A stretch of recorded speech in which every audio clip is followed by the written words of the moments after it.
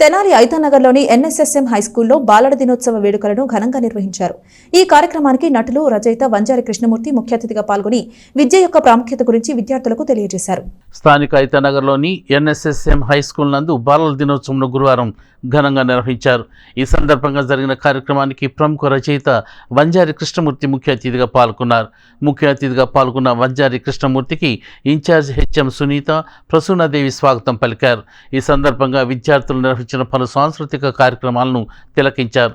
ఈ సందర్భంగా నటులు వంజారి కృష్ణమూర్తి మాట్లాడుతూ సెల్ ఫోన్ వల్ల తల్లిదండ్రులు తమ పిల్లలకు ప్రేమను ఇవ్వలేకపోతున్నారని, ఎక్కువసేపు వారితో గడపలేకపోతున్నారని అన్నారు. విద్య అనేది విద్యార్థులకు ఎంతో ముఖ్యమని, దీని ద్వారా మన నడవడిక, జీవన గమనం నిర్దేశిస్తుందని చెప్పారు. అన్ని రంగాల్లో విద్యార్థులు రాణించాలని కృష్ణమూర్తి కోరారు. ఈ సందర్భంగా చిత్రలేఖనం, ఆటల పోటీలు, చదువు, క్రమశిక్షణలో రాణించిన విద్యార్థులకు మెమంటోలను అందజేశారు. వంజారి కృష్ణమూర్తి 10వ తరగతిలో 1, 2, 3 స్థానాలు తెచ్చుకున్న వారికి 15,000 రూపాయలు నగదు బహుమతిని ఇవ్వనున్నట్లు ప్రకటించారు. కార్యక్రమాన్ని పాఠశాలలకు చెందిన సోమశేఖర్, వెంకట్, మనోజ్, కరీముల్లా, జాన్బీ, స్వర్ణమంజరి, సంపూర్ణ, నీలిమ, ప్రశాంతి, శారద, శ్రీను తదితరులు పర్యవేక్షించారు. చదువుకు సంబంధం లేని ఒక విద్వత్ అంటే టాలెంట్. మనకు తెలియకుండా మనలో ఒక టాలెంట్ ఉంటుంది ప్రతి ఒక్కరిలో కూడా. దాన్ని ఎవరో ఎంకరేజ్ చేయాలనుకుంటాం. మన టీచర్లు ఎంకరేజ్ చేయాలి, లేకుంటే అమ్మా నాన్న ఎంకరేజ్ చేయాలనుకుంటాం. వాళ్ళు ఎవరు చేయక్కర్లేదు. మనల్ని మనం ఇగ్నైట్ చేసుకుంటూ ముందుకెళ్ళటమే మనలో దాగి ఉన్న విద్వత్తును బయటకు తీయటం. జ్ఞానం అంటే ఏంటమ్మా? రోజు చూస్తున్నాం, మన సమాజాన్ని చూస్తున్నాం. సమాజంలో మంచి చెడుని రెండింటిని చూస్తున్నాం. దాని నుంచిన గ్రహించిన ఒక విజ్ఞానాన్ని ఈ చదువుకి, ఈ విద్యకి, ఈ విద్వత్తుకి తోడు చేసి మన జీవన గమనాన్ని మనం నిర్దేశించుకోవటమే జ్ఞానం.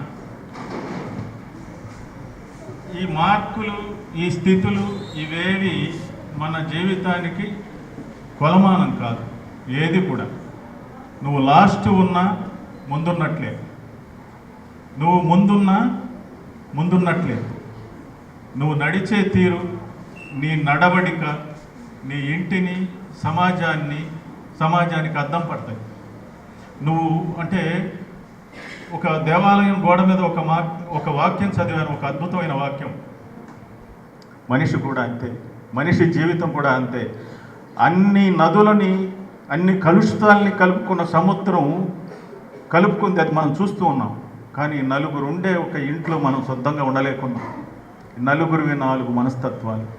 ఒక కుటుంబం అనే దానికి ఒక మంచి పేరుంది, కానీ ఆ కుటుంబంలో మనం ఒక రకంగా ఉన్నాం. నలుగురు 4 రకాలుగా ఉన్నాం. అది కుటుంబం ఎందుకు అవుతుంది?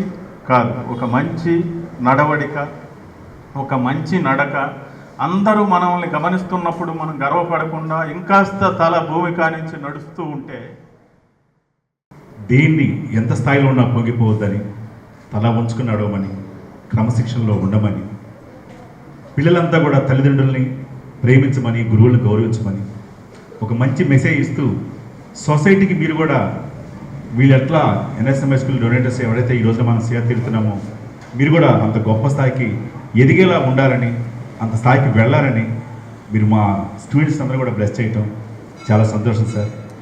నిజంగా మంచి ఆశీస్సులు అందజేశారు. మరొకసారి ప్రత్యేక ధన్యవాదాలు చెప్తాను sir. Thank you very much.